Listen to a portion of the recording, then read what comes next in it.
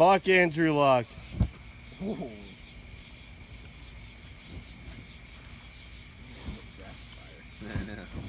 Ah. Ah. This shit's fucking potent. Look at this go. What the fuck just happened? He had a calf, then he had an ankle. Now he's retired. $140 million.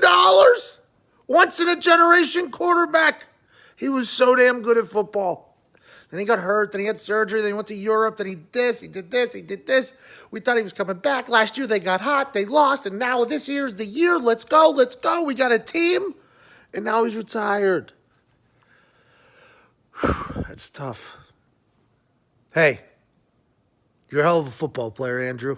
You're an incredibly tough dude, too.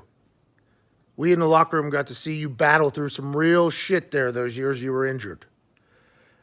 But man, people said it to me that I retired too early. I think I retired just right. But you?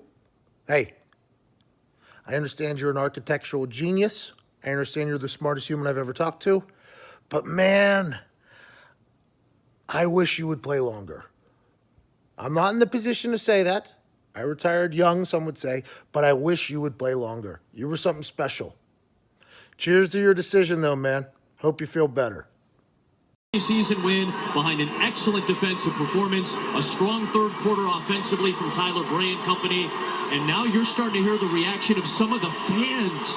It almost, Jimmy, it sounds like some of these fans are booing as Andrew Luck starts to head back towards the locker room here. Yeah, you could definitely hear the boos. And hey, until they walk in that man's shoes and what he's been dealing with, he's done a lot of great things here in Indianapolis. Obviously, the playoffs. And there, there's already reports out there. ESPN's Adam Schefter saying and kind of noting mentally spent. I think that's a key word to look at in that report, and I think that's what we're looking at here. I don't know if it's just the high ankle sprain or the ankle injury, whatever we want to specifically call it, because we don't necessarily know. Maybe it's even something worse that's being mismanaged. You just don't know in these situations. We'll certainly find out more in the coming days and maybe even in the coming hours here. But I think the mentally spent aspect of the report is something to keep an eye on here. As we referenced, that 2017 shoulder injury that kind of kept him out. He's all of a sudden the comeback player of the year last year, and then all of a sudden it feels like things are kind of unraveling once again with that ankle injury. I kind of wonder if that's the case here. And like you said, it's just utterly shocking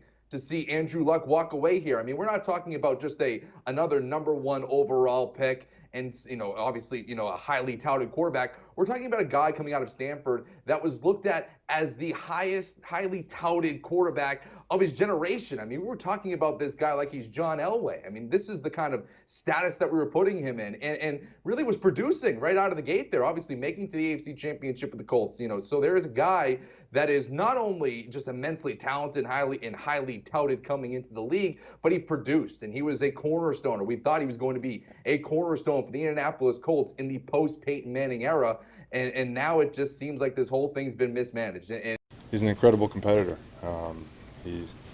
I've loved playing against him. I think it takes an immense amount of courage, an immense amount of self-reflection, and a lot of guts to do what he's doing. I'm sure people will have their ways of looking at it and their ways of trying to say what they would do in his shoes, but the truth is nobody's in his shoes. Nobody's had to go through what he's had to go through. Nobody's been through the rehab and the injuries. Everybody sees game day, but they don't see the off seasons. They don't see the Monday through Friday and doing whatever he possibly can to get his body ready for the game. So I respect the hell out of it. I mean, it takes a whole lot to walk away from a ton of money like that, an organization like that. And so I respect it. I mean, I've had a couple injuries myself, so I know somewhat what he's going through. And so to be able to make a decision like that, that's a tough one. I know he probably wrestled with it for a very long time, and I wish him absolutely all the best. I would say this about Andrew Luck. At 2012, he came in as a rookie. I'm on the back end of my career. He came in, he gave me an opportunity as a quarterback, first-round draft pick, #1 pick of the draft. He came in, he gave me new hope. He really did. I appreciate him. I get it. I totally understand it. everybody, we all cut from a different cloth. I will say that, right? We cut from a different cloth. I respect his decision. It's tough. This game is a grind. And when it comes to injuries and you got to do all the rehab and all that stuff, it takes a toll on you. I totally respect that. Andrew, I love you, bro. Thank you. Well, it's not often I get to do this on a Saturday night. Breaking news just 2 weeks before the NFL regular season begins, not since Barry Sanders abruptly retired before training camp 20 years ago has an NFL star hung it up out of left field. Tonight, Colts franchise quarterback Andrew Luck announced his retirement effective immediately. Luck was the top pick in the 2012 draft. He's been battling ankle and calf issues this year after missing all of the 2017 season with the shoulder injury. He was playing hurt last year, but was the comeback player of the year. Now, there was supposed to be a press conference tomorrow, but when the news broke during the Colts-Bears preseason game tonight, Luck got in front of the cameras to express his future outside of the game of football.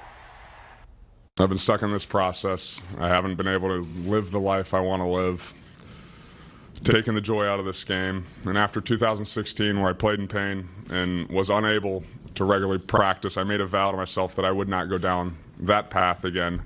I find myself in a similar situation, and the only way forward for me is to remove myself from football in this cycle that I've been in. Jacoby Brissett will be the incumbent starter there in Indianapolis.